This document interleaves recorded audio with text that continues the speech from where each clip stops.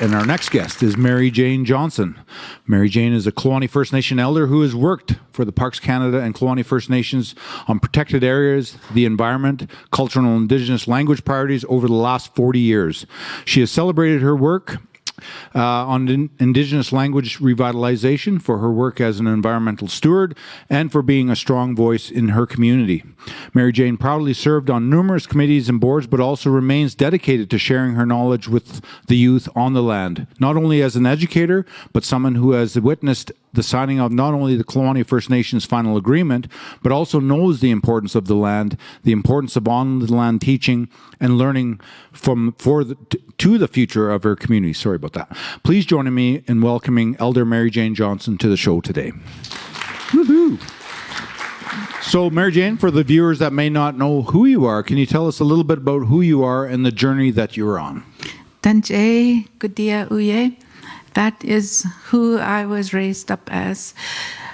It was later on, around 5 years old, that I became Mary Jane. So it was Gudia, and when I was around attending school here in Whitehorse as a teenager, I insisted my friends and school colleagues call me by Gudia. So that alone was a stand, as has been said by the others here this morning and this afternoon and throughout the week, that to make change happen, you have to make a stand, and you have to stand by it. It's not a commitment that you're going to make in 1 week or 2 weeks. It has to be, when you do that, you make a stand. It's a lifetime commitment. And for you as a Kluane First Nation citizen, you understand the history that your community has gone through, let alone your nation. Can you reflect on the importance of education to your community? Because when we look at the demographics, Kluane First Nation is one of the, in regards to their community, is one of the highest educated nations in the territory, let alone across the country, with the number of people that have gone on to further their education through PhD standards or whatever it may be. For some reason, there's something in the Kluane Lake that makes education such a priority. Fish. Pardon? The fish. The fish, yes, there you go. The first referendum that was presented for education was 1907. There was 12 people that signed that. The next referendum to have a school or something within our community was 1917. And at that referendum, they had asked for a school. Then all of the Indian agents came into the community and started writing people's name down and their children. And then Lower Post happened. Kids went to Lower Post. They went to the Chidlinka at Carcross. They went to schools outside in Lower Mainland, and they also went to the Baptist Mission. My grandma on my dad's side came here on a wagon from Burwash to Whitehorse and caught the steamboats out here all the way to Dawson and then back for her schooling. Then in the 1960s, we started to come together and say that what it is, why is it that we want our kids to be educated and to carry on. And out of that came the document that was brought to Ottawa by Chief Johnston. Other elders here in this room were leaders at that time, or young leaders at that time, and it was their belief that yes, we need to have education. And what does it mean, education? Then in the 1970s, our children were, hey, are we actually going to send our kids to that school that won't allow us to even talk about where we come from? Mm-hmm. That we can't speak our language, and they refuse to teach our language. Well, that cumulated with the vote that happened out in Haines Junction for our community. I think that was in 1976, in the springtime, they had that vote to say that they didn't want to have the First Nation languages taught in the school at Haines Junction. And we were going, oh, well, we're going to have to send our kids down to that school eventually. And what are we doing? So we just rallied, raised money, and said that's it. We were trying to work and negotiate with the then Minister of Education, Dan Lang, and that wasn't going no place. So we said, okay, what can we do? Sorry. Anyways, So, I could say that. okay. Sorry. Where are we going? Where are we going with our school? First of all, we brought everybody in the community.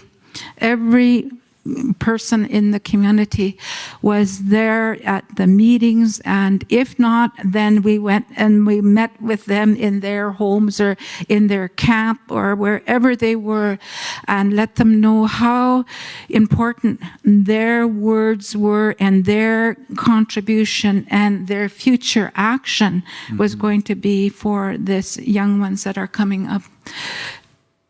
At that time, Mayo was really supportive. The First Nation of Mayo, Chief Hager, and a number of people that up in that area were really giving us support. And we didn't have a building, so we made the school in the community hall. That you saw lots of pictures over the last few days of people raising their hands for amalgamation. That was the first school in Burwash, Keetsi Dunku, a place to learn, a learning house. And then we said, okay, we get 2 houses a year from Indian Affairs in our community. We get one house for $55,000, and then we get the other house for $55,000. So we put the houses as close as we could together, and then we built a walkway and we put the washrooms right in the middle. So that was our Keetsi Dunku, because there was no way that we were getting any kind of capital money from the federal or territorial governments. Then we started lobbying outside of Canada. We approached all of the embassies from in Ottawa, and we actually got funding from other countries than our own Yukon government and Canadian government. Then moving in through to the 1980s, all of our kids were now in high school. Our school only went to grade 8. Families had to move either to Haines Junction or to Whitehorse so that their older kids could go to a regular school. But the foundation that was built for those young ones that transferred from Keetsi Dunku into the public school system was the ones that you talk about that excelled, that excelled really strongly. We didn't have a lot of books or papers. We got television up in our community probably around 79. And other than that, it was just CBC radio. And our kids, what I used to do with my oldest daughter was get the all of the AIP and the agreement in principle was pieces of the umbrella final agreement had to be agreed in principles. Each chapter had to be agreed to before you got to the umbrella final agreement. So my job in my community was looking over and editing and flagging things on the agreement in principle. So my oldest daughter, her job was to help me find these words. So we were out in the trap line. So Medea's first job was helping me edit some agreement in principle chapters, like when she was like 5, 6, 7. Awesome stuff. And today she has a long, career based on First Nation education as well. And for the ones that may not know, Mathia Alatini, is Mary Jane's daughter. One of our children. Yes. One of our great, loving bunch of kids. Yes. The one thing that James and I and I'm trying to think of Stanley, people of our time in that. As Shirley said yesterday, that the Umbrella Final Agreement was our manifesto. It was what we put our hearts and our words to the best of our ability and understanding of the English language and the concepts of English in true to that document, and supported that document right through a whole lifetime. What I'm seeing now is, when you were talking about education and that, is my grandchildren, they're in their 20s now.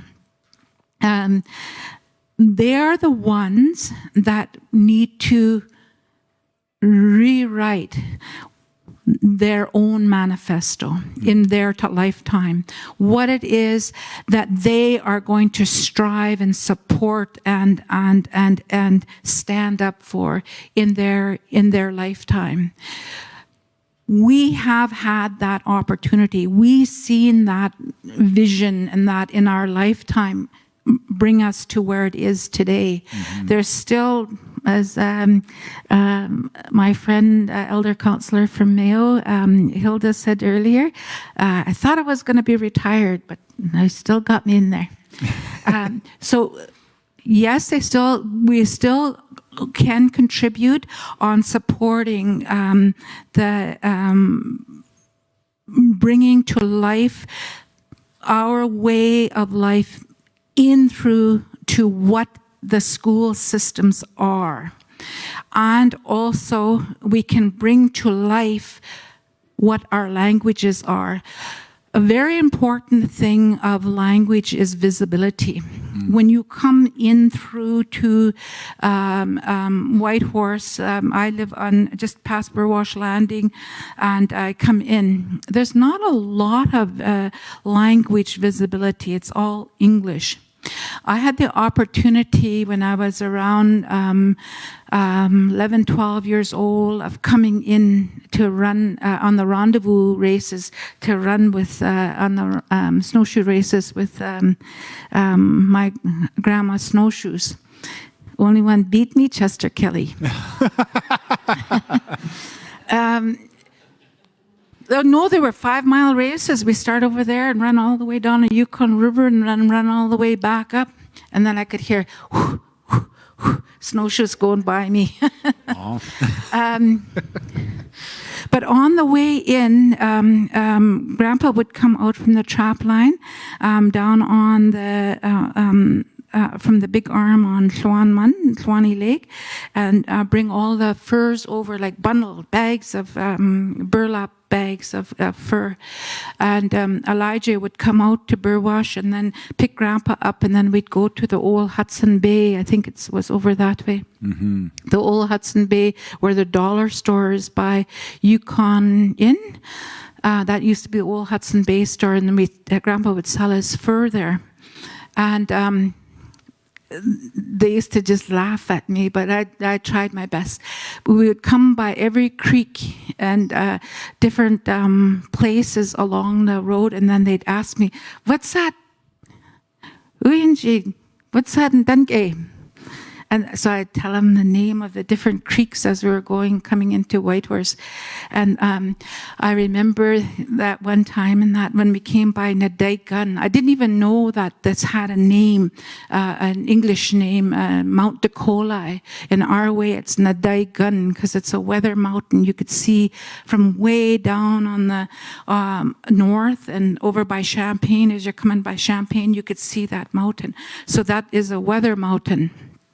And Nadaigun, I thought it was when I was at that time around 12 years old. I told Grandpa and Grandma, I know that name. I remember it. That's Nadaigunna. Boy, they laughed like heck and they said, what's that again, grandchild? I said, that's Nadaigunna. And here they said, grandchild, you said you call it Skinny Link Mountain. Here it's Nadaigun, Dry Link Mountain. And little things like that. I didn't know that mountain had an English name. Oh. They named rivers and creeks after a horse died in a creek, and they name it Slim's River. In our way, it's by itself. Chew, by itself, water. All of these kind of names are around on this land. During the Lissick inquiry that came through our community for the pipeline, the laying of the Alaska Highway pipeline to bring Prudhoe Bay gas and oil down in through to the Yukon, through northern British Columbia, across Alberta, in through to the lower 48 in the United States. They had a hearing. There was Edith Bomer, Ken Lissick, Willard Phelps that came to our community, and they were talking and listening to what people were saying. It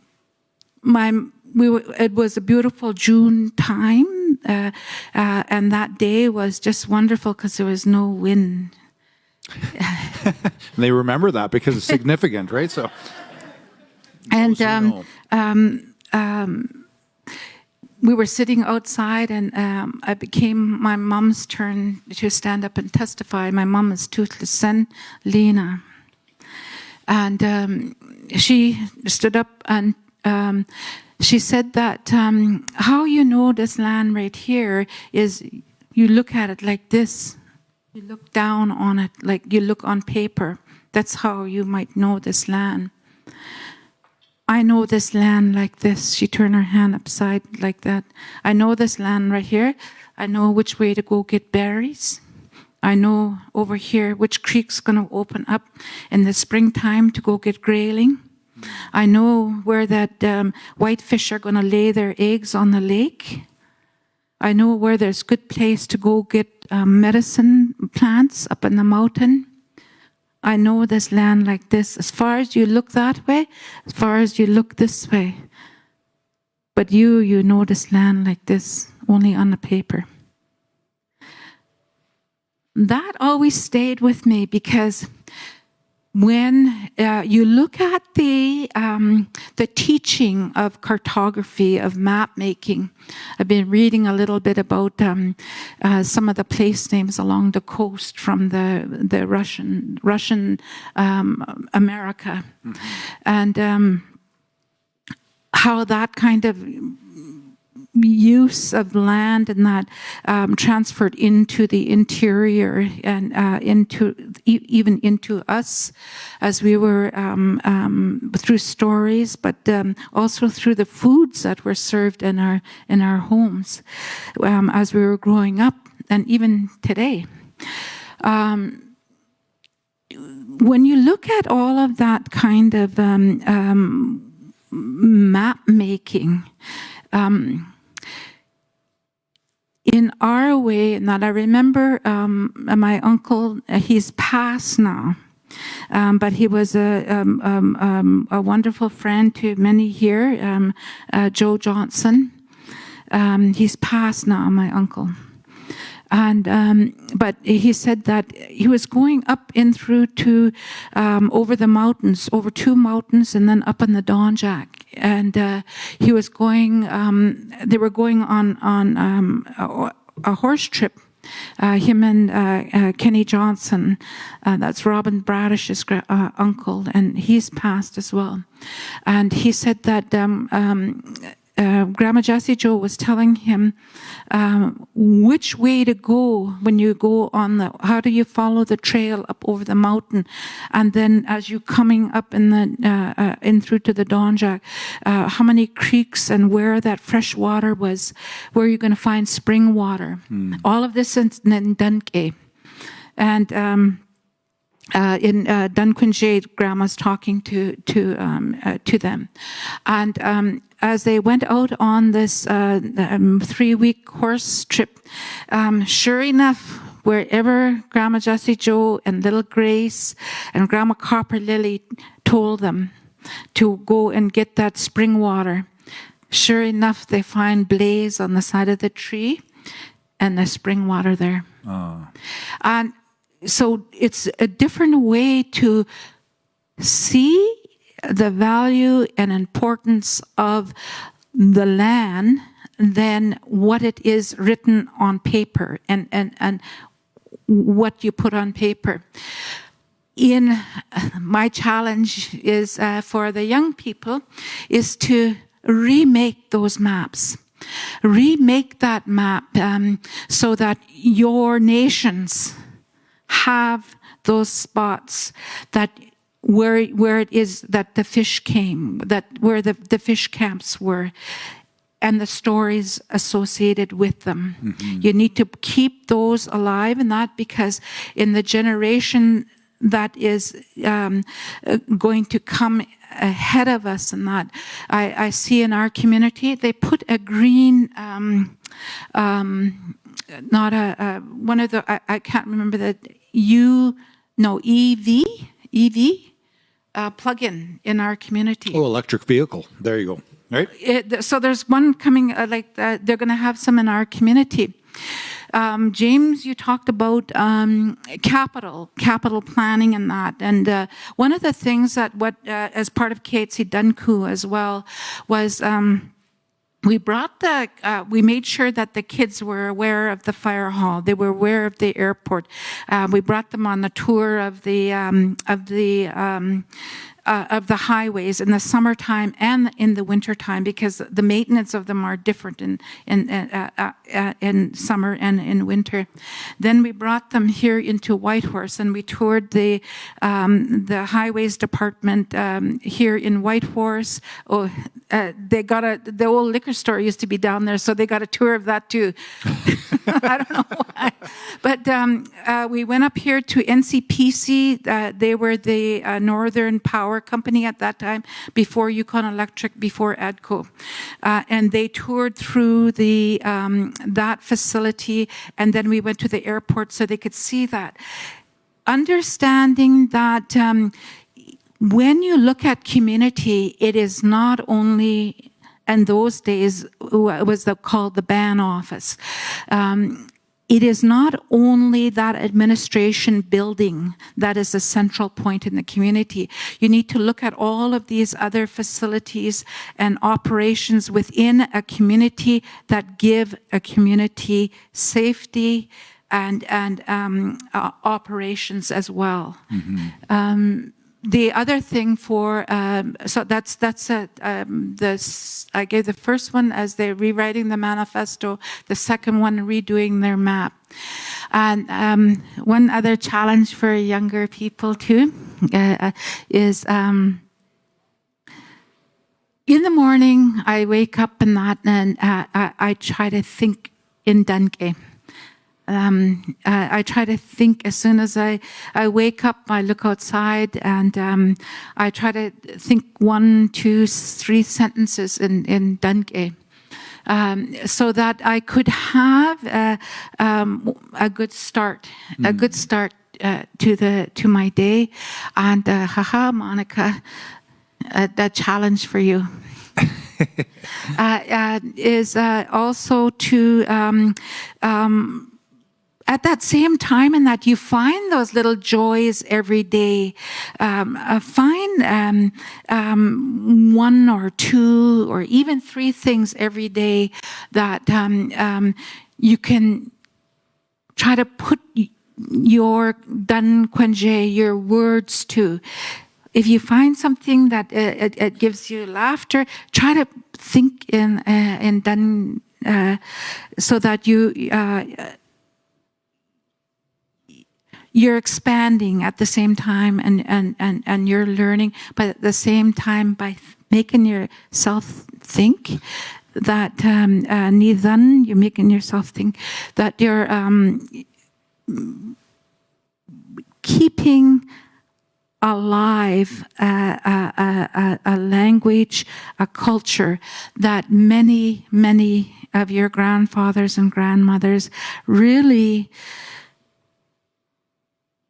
I don't know, when you have a really heavy pack, but you keep on packing it. I see that from my great-great-grandmother, that even though how heavy that pack got, she still brought it to us, and she shared it to us with love. And that is the last challenge. Beautiful stuff. And I really appreciate the fact that you articulate a lot. Yes. You articulate a lot on that traditional knowledge, and today I find that the education system overlooks that knowledge, and of course we as nations need to be sacred with that, because people want to exploit it all over the place and to reuse it and victimize it in many ways. How important is it now to incorporate that knowledge, especially with the opportunity you now have with the school going to be built in Burwash, to incorporate everything you talked about of turning our life back to right side up, if you will? I usually have to think for a little bit, and when we first heard that there was going to be an agreement, you don't know how many times we've had an agreement.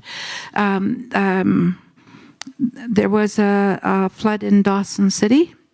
The funds for the school went to repair the dike up in Dawson City. A school burnt down in Old Crow. The funds for the school went to the community of Old Crow. Other things that happening. So the funding, I won't say that it's in place. I'm counting on it. That when that funds come through and things start to happen within the community. Right now, there's been lots of geophysical work. It's right beside the water plant, and we're looking at I think they were trying to use some of the geothermal heat. I forgot the depth. It's quite a ways down there anyways. By the time it comes up at 17 degrees, I think. Wow. So they're looking at some of that for future maintenance and that, because we're not going to be here on diesel all our life. Our community is on diesel. And we have to look at ways in that to give that kind of support to the generations, but they in their turn are going to have to be able to care and maintain it, but at their wish too. You know, they have to believe in their ability and to carry on community, and how you carry on, to me, a community in that is to say hello to each other, and to share food, and to share and support each other during times of trials or tribulations or celebrations. Those are ways to carry on and to make community. I remember the first time that I was old enough to really remember good that I can tell this story right now. I went down with the father. We didn't have vehicles in our community, so the priest there, Father Morissette, had a vehicle, and he brought everybody down to Champaign for a service for an elder down there. I don't know if I could say his name, James. He's from your community. Okay, that's Johnny Fraser. It was his funeral down in Champaign that I went to, and at that time it was all elders that were just really could sing really good and hard. And of course I come in behind Grandpa, and everybody just, hello, Moose Johnson, hello. And I sitting down listening to everybody sharing that kind of happiness and joy to see each other. And since that time, a lot of the next probably 60s, 70s, even through to the 80s, the celebrations that we had were really the times of gathering for funerals. So to have this kind of celebration that I'm thankful to be here to witness and to take part in 50 years, an anniversary of so many hard work and dedication. It was mentioned here of all of the families of the leaders that were allowed to be at the table, how much they had to leave their families. They left their families for days and weeks and sometimes months, and the community pulled in and supported. And lots of people didn't have chainsaws in those early days, so we was out there with sweet saw. But gave that kind of support so that the leaders could be here and make that decisions. Nowadays, it's a little bit easier for people to travel, but still we have to understand, to be a leader, you have to leave your community. I know Zoom is a big help, and so is the webinars and stuff like that, but it's really different being in person and speaking in person than it is to talk over a tablet, maybe 50 people on there, and still have that same ability to communicate those little things that make communicating important. And body language being a big part of that as well. Yes. I also wanted to thank, I saw out there when I came in the Yukon Indian News. And I don't know if Betsy's still here, but Betsy was one of the people that made Dunshaw and Yukon Indian News strong. The early people that worked on negotiating with the Canadian government and getting Shona FM on the airwaves. I remember it was a little room down. The room was just as big as this, I guess. Down in the basement of the CYFN building, and George Henry, Bob Charlie, Ken Kane, they were the ones that were talking on Shona FM, and then later on the work with APTN. Those communicating forms that we were allowed to take part in, that really made a difference in sharing ideas or thoughts and celebrations and births and passings between communities and not only communities. Sometimes families never saw each other because people were now being more mobile in that people were living in Whitehorse, people living in Haines Junction, so family members were getting really spread out. Mm-hmm. So just to wrap things up there, Mary Jane, what are the opportunities for education for our people today? If you could dream, if you will, okay, even for that matter. Here goes, big dreams. Big dreams. There's always going to be, in this day and age, a need for transportation. What kind of transportation? We're not going to go back to moving and mobility with dog teams, with horse and buggy, with snowshoes, with dog packs. What is the next step in transportation? Here in the Yukon, there's a big reliance on oil and gas. So what is that next step in regards to transportation? The other thing is that, Aaron, you had mentioned about curriculum. And how does the story of the people from this land become a part of that? So I can open up my textbook of my grandchildren and look and say that, oh, hey, there's a story there. Well, I do see it happening, but really slowly. I know that Mayo has done some work, and Pelly has done some work in recording their elders. Old Crow has done some work in recording their elders and bringing that to publication. Quan Lin has done some work in publishing their stories of elders. Xuan Mun, we're in our second edition now of our elders' story.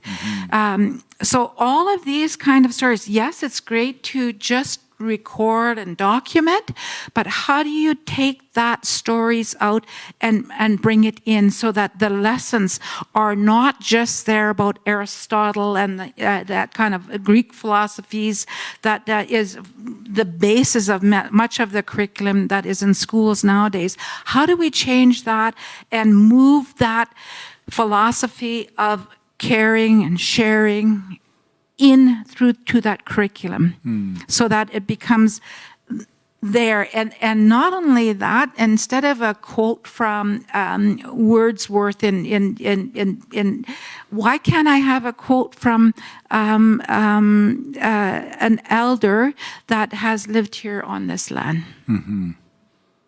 Well, it's been amazing, Mary Jane. I really appreciate your passion, dedication to education, but the way you deliver it in kindness and love, that is what's missing as well today. So with that, I just want to congratulate you for your life and what you've given back to not only the education system, but to your community, and want to wish you the best. And thank you very much for taking time today. Mary Jane Johnson, please. Sure.